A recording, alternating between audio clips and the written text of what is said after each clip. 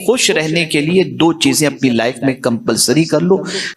मुझे याद आ रहा है कमोबेश 100-150 साल पुराना एक वाकया, तकसीम हिंद से पहले का वाकया है गालिबन।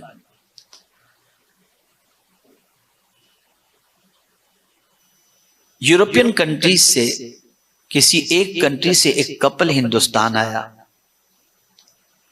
एक होटल में उन्होंने क़याम किया और उसके बाद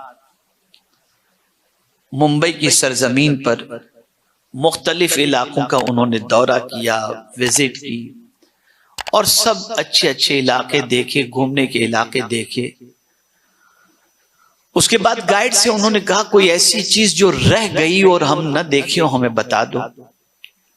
तो उसे एक झोपड़पट्टी के बारे में गाइड ने बताया कि ये झोपड़पट्टी एशिया की सबसे बड़ी झोपड़पट्टी है, वो तुमने नहीं देखा। तो गाइड को उन्होंने पूछा कि झोपड़पट्टी कैसी है, तो उन्होंने बताया कि भाई झोपड़पट्टी की पोजीशन ऐसी है कि बहुत तंग कमरे के अंदर, तंग गलियों के अंदर फैमिलीज रहती हैं, छोटे छोटे कमरों के अंदर, उनकी जिंदगी बड़ी अजीब है। तो शौहर ने कहा मुझे नहीं जाना, तो बीवी ने कहा नहीं मुझे जाना है, कहीं मेरे दिल में ये हसरत न रह जाए कि मैंने क्यों नहीं देखा। गाइड के साथ बीवी चली। जैसे झोपड़पट्टी में एंटर हुई तो आप जानते हैं कि स्लम एरिया के अंदर इतनी तंग गलियां, बच्चे पेशाब कर रहे हैं, अंदर कमरे के अंदर लोग बनियान उतारे लुंगी के अंदर पड़े हुए हैं, गर्मी हो रही है, अजीब सिचुएशन होती है। आप जानते हैं मुंबई के रहने वाले, मुझे बताने की जरूरत नहीं है। अब वो औरत गलियों से गुजर रही है तो देख रही है किसी का चेहरा उतरा हुआ है, किसी का चेहरा कैसा, पर्दे तो अभी गर्मी की वजह से लगे हुए नहीं, तो घर खुले हुए हैं और सब। एक घर की पोजीशन ऐसी थी कि वहां एक खातून मुसल्ला बिछाकर नमाज पढ़ रही थी, पर्दा थोड़ा सा हटा हुआ था। वो औरत जो क्रिश्चियन थी वो वहीं खड़ी रही और सोची जरा ये नमाज पढ़ ले तो मैं इससे कुछ पूछूं। गाइड से कहा कि ये फ्री हो जाए तो मुझे इससे कुछ सवाल करना है। कहा ठीक है। वो जैसे ही सलाम फेरी तो सलाम फेरते ही जो है वो गाइड ने उस खातून से पूछा कि क्या पूछना चाहती हो। बोले मैं इसके चेहरे पे सुकून देख रही हूं, तो सिर्फ ये जानना चाहती हूं कि जितना इसका कमरा है उससे कई गुना बड़ा तो मेरा बाथरूम है, लेकिन मैं परेशान हूं इस तंग घर के अंदर इसके चेहरे पे जो सुकून नजर आता है वो सुकून हमारी जिंदगी में नहीं है। तो आखिर क्या इसके दिमाग के अंदर चीज है जिसकी वजह से वो इतनी मुतमईन है और इतनी खुश है, जरा इससे पूछो। जब उससे पूछा गया, गाइड ने जब पूछा, अब उसका जवाब सुनिए। वो कहती है देखो ऐसा है कि बंगलों में भी अगर कोई रहे तो भी उसे मरना है, फ्लैट में रहे तो भी मरना है, और मैं झोपड़े में रह रही हूं मुझे भी मरना है। असल खुशी दुनिया की नहीं, तवज्जो चाहूंगा, असल खुशी दुनिया की नहीं। अब तुम जानना चाहती हो कि मैं क्यों खुश और मुतमईन हूं।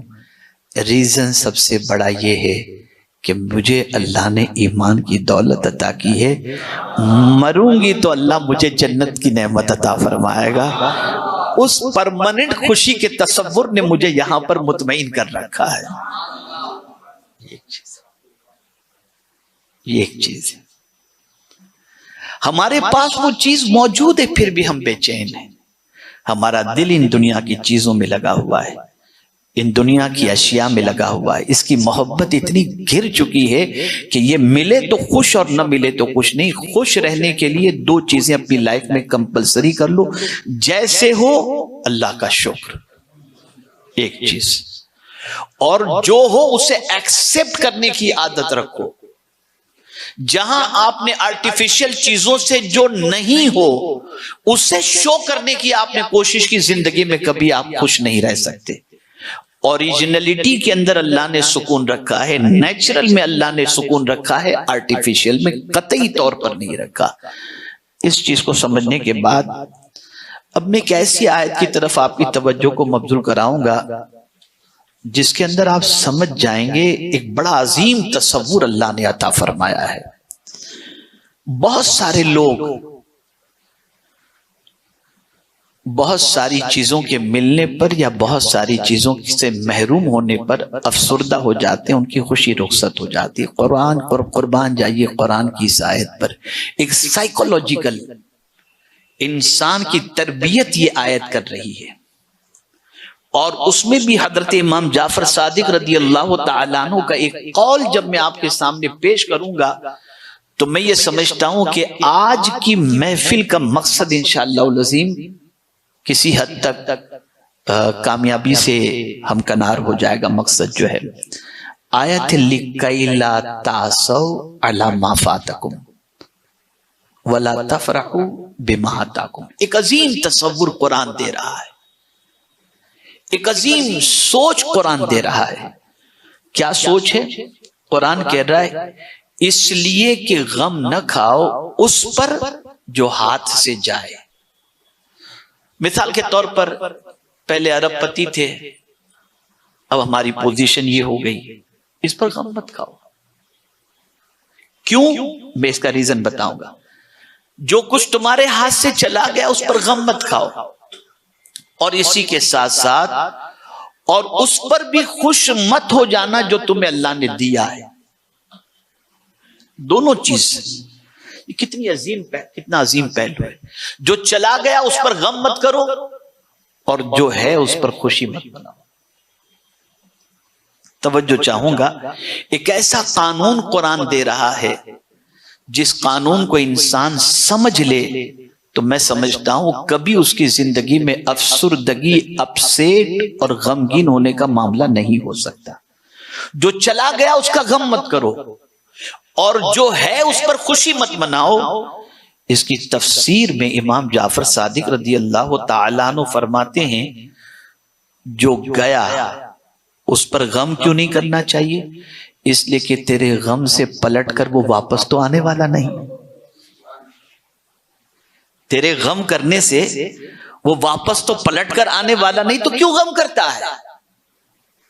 जो जाना था गया, और जो तेरे पास है उस पर तू खुशी भी मत मना, इसलिए कि मौत इसको तेरे हाथ से छीन लेगी। जब मौत आएगी तो तेरे पास जो भी है वो सब मौत तो छीन लेगी, तू लेके तो कुछ भी नहीं जा सकता। आदमी कहता है ये मेरा बंगला, ये मेरी गाड़ी, अल्लाह फरमाते तेरा है तो लेके जा कब्र में। पता चला कुछ भी हमारा नहीं है, कुछ भी हमारा नहीं है। जो कुछ है वो अल्लाह का दिया हुआ है। अब आदमी कंफ्यूजन का शिकार हो जाता है कि यार फिर क्या, कैसे जिंदगी गुजारी जाए, खुश कैसे रहा जाए। बस एक हदीस अर्ज करता हूं, और मैं समझता हूं कि अगर इसे आपने जहन में महफूज कर लिया ना तो इंशाअल्लाह रब ने चाहा तो दुनिया में भी खुशी मिलेगी और आखिरत में भी खुशी मिलेगी।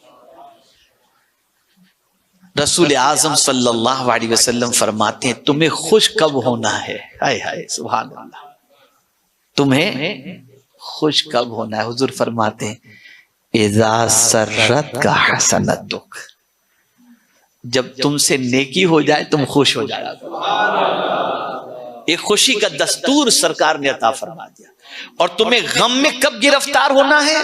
फसाअत का सय्यअतु, जब तुमसे गुनाह हो जाए तुम गमगीन हो जाओ। खुशी हो जाए, नेकी हो जाए, खुशी मनाओ।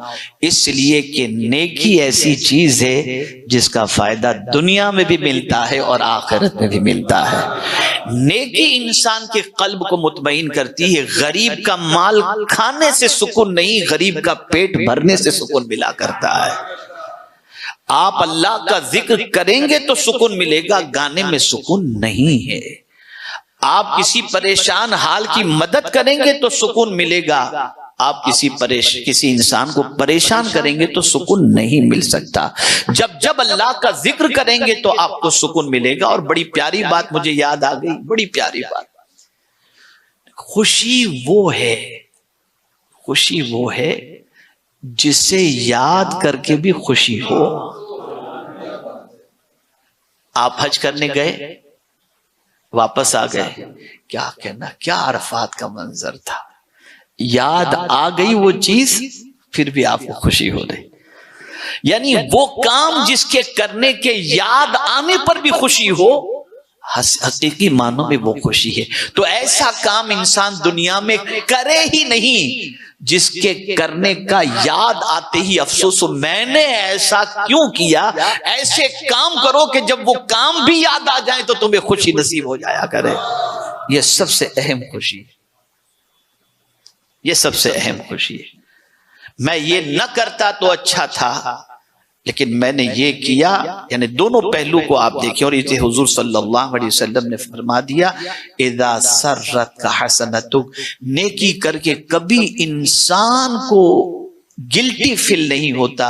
हर बार नेकी याद आती है, अल्लाह तेरा शुक्र है मैंने रमजान में इतने कुरान खत्म कर लिए।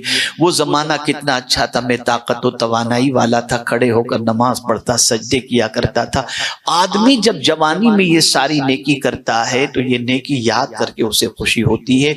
मुझे अफसोस के साथ कहना पड़ता है कि बहुत सारों की सोच गुनाहों की वजह से इतनी खराब हो गई, इतनी खराब हो गई, इतनी खराब हो गई कि अब वो गुनाह को याद करके सोचते हैं वो कॉलेज लाइफ के गुनाह कितने अच्छे थे यार जवानी में, अब तो देखो कितना टेंशन हो गया। ये उनकी खबासत बातिनी का नतीजा है। एक आक़ाए करीम सल्लल्लाहु अलैहि वसल्लम ने दस्तूर अता फरमा दिया, जब तुमसे नेकी हो तुम्हें खुश होना चाहिए, और जब तुमसे गुनाह हो तब तुम्हें अफसोस होना चाहिए।